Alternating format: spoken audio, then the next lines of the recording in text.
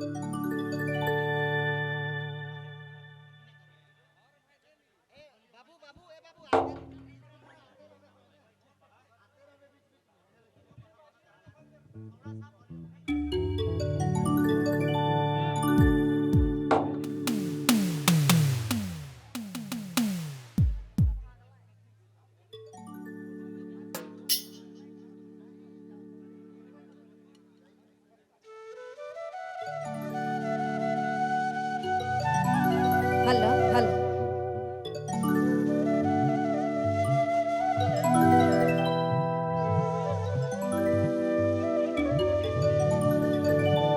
गुनडरी सूत लगला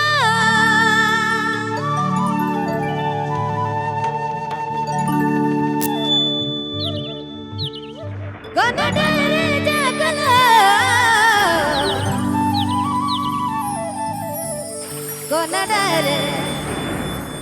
गुनडरे हो ते बिहाने ता गोलोर